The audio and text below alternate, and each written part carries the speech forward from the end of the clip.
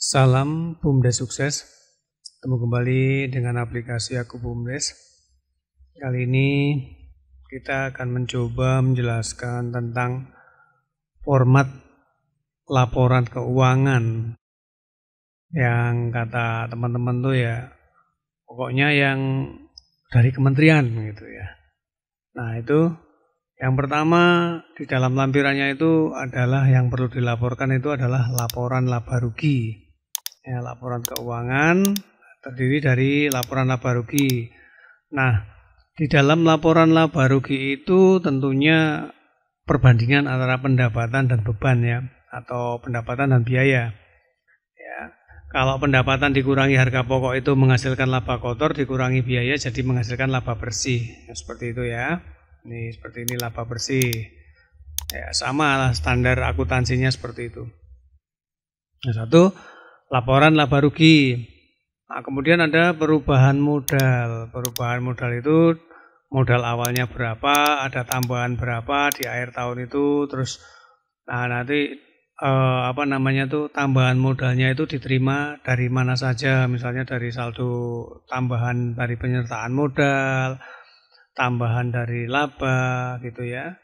Ya ini sebenarnya perbandingan aja, membandingkan antar bulan lalu atau tahun awal dengan tahun sekarang gitu, seperti itu ya. Dulu punya modal berapa, nah sekarang punya modal berapa. Misalnya di awal kita punya modal 100 juta, sekarang tinggal 90 juta berarti rugi. Kalau kita di awal punya 100 juta, sekarang dari 200 juta berarti untung, bertambah modalnya gitu ya. Nah ini, kemudian ada lagi format neraca, jadi laporan yang berikutnya itu neraca.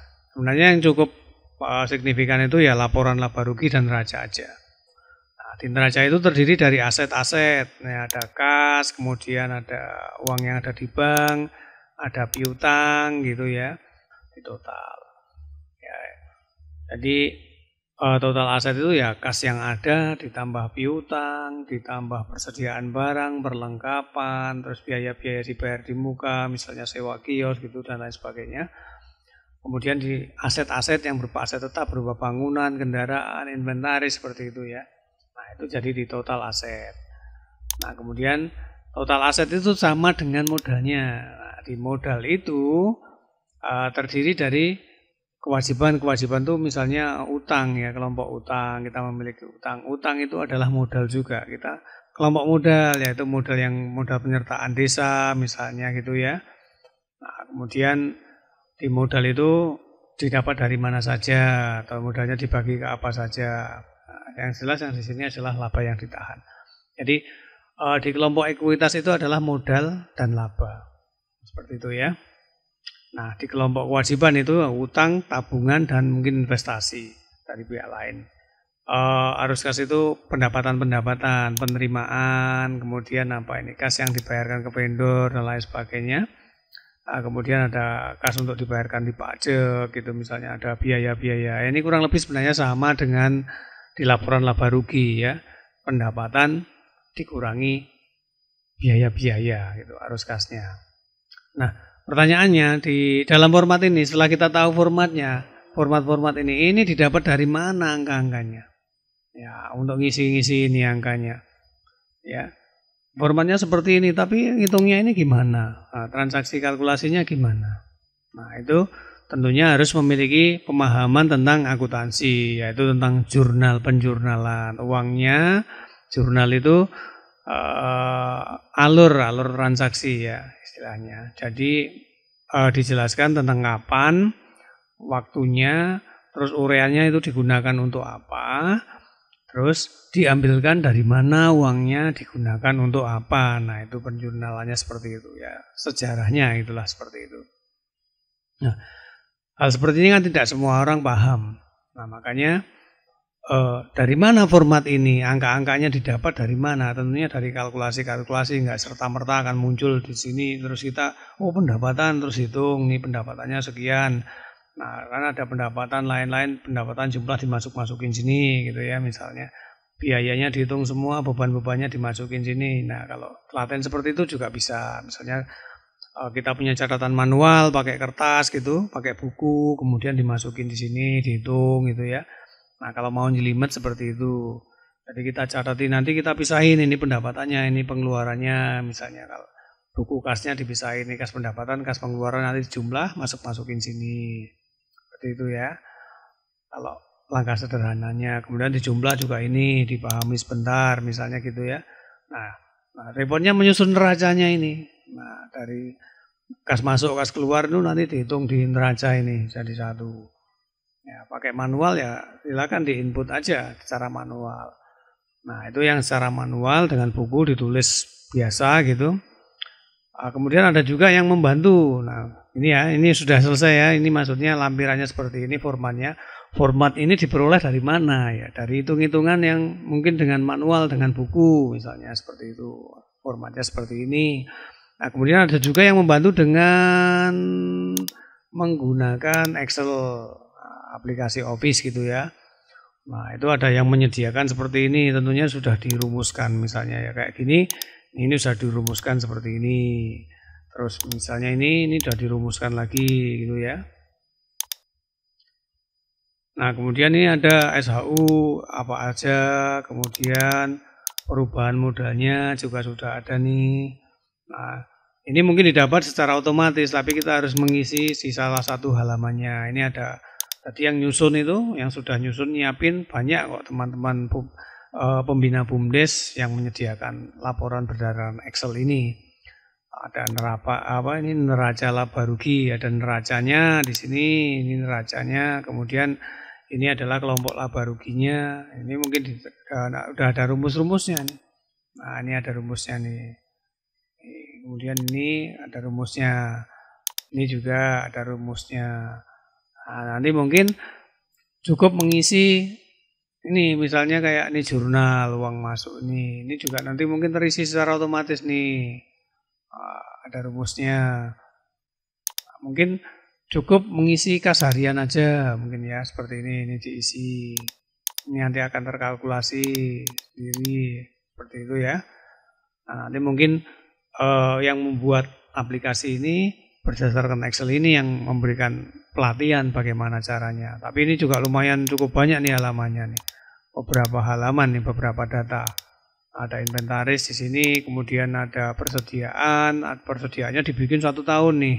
Wah, dibikin 1 tahun transaksi kolom-kolomnya. Oke.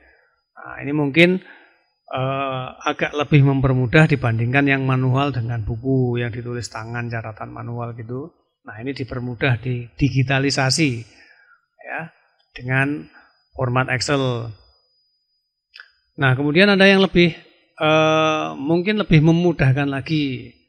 Nah, mungkin kalau di format Excel ini ada yang gratis, ada yang menjual format Excel-nya dijual gitu ya. Karena bikin kayak gini ini juga butuh investasi waktu dan ilmu ya. Nah, kemudian ada juga yang menjual. Nah, kemudian ada lagi yang mungkin lebih mudah ya, berupa aplikasi. Nah, di sini kita juga bisa menghasilkan laporan-laporan yang sama di aplikasi kita ini. Ini kita bikin sebuah aplikasi, yaitu aplikasi keuangan BUMDes, Aku BUMDes. Jadi untuk menjadi alternatif solusi, bukan solusi ya, alternatif solusi. Solusinya banyak. Jadi kita hanya salah satunya, alternatifnya. Kita buatkan sebuah aplikasi. Ini juga sudah mengacu pada sistem akuntansi keuangan yang ada. Yang standarnya sudah disepakati ya. Nah, kemudian formatnya juga nanti akan menghasilkan format seperti yang berdasarkan peraturan kementerian tadi. Ya. Nah, formatnya ini misalnya kita lihat di neraca. Kita sudah punya. Nah, ini neraca tampilkan gini ya, ini neraca. Ini bisa dicetak langsung. Ini yang dihasilkan kayak yang di peraturan pemerintah atau peraturan menteri desa itu nomor berapa itu ya. Nah, ini kita sudah menghasilkan sama nih. Harta lancar, ada kas ya. Kemudian ada kas yang ini kas tunainya, ini kemudian ada kas yang di bank. Ada investasi, piutang, harta lancar, persediaan barang, inventaris gitu ya. Kemudian ada harta tetapnya. Nah, ini akan menjadikan total aset tadi. Ya, ini aktifannya. Kemudian ini ada posisi hutang, ada hutang jangka pendek, terdiri dari hutang, tabungan, misalnya dan hutang bagi hasil.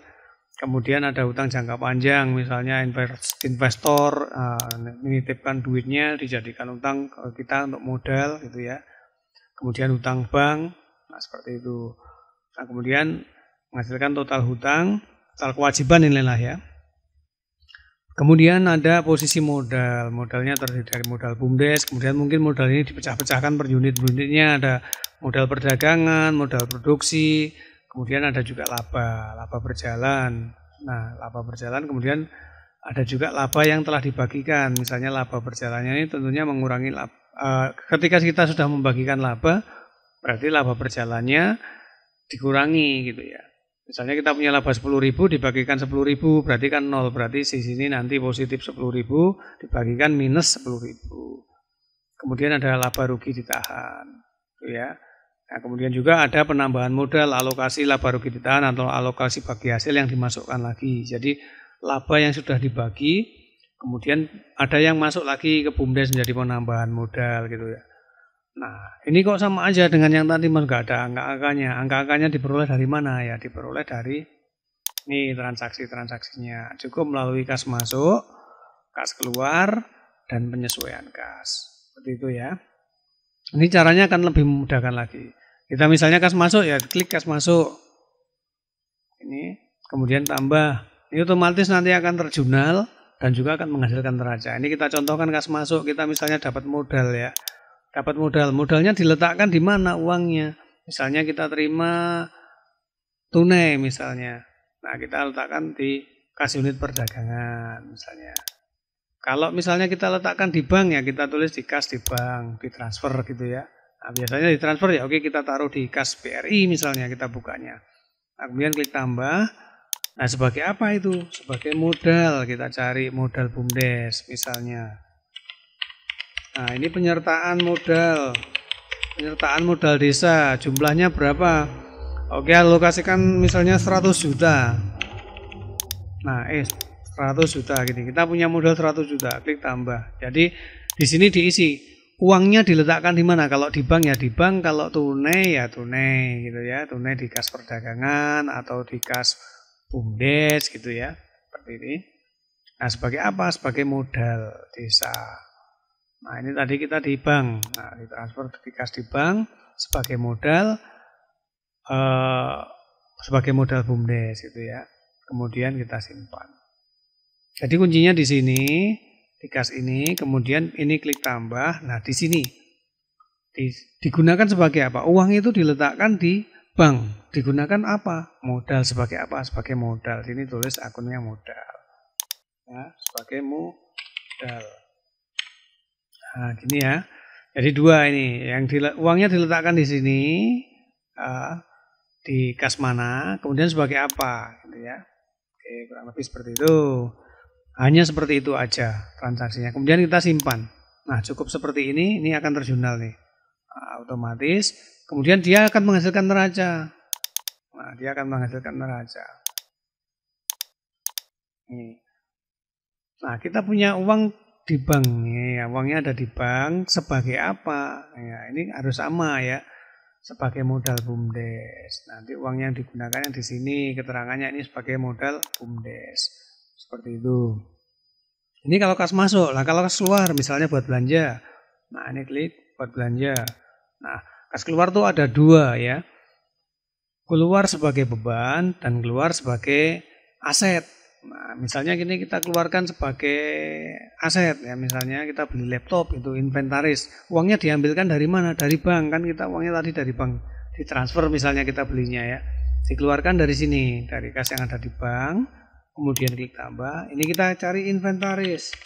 Nah, inventaris harga perolehan ya, kita perolehnya. Inventaris harga perolehan, kita misalnya laptop atau beli laptop gitu misalnya. Laptop harganya 5 juta.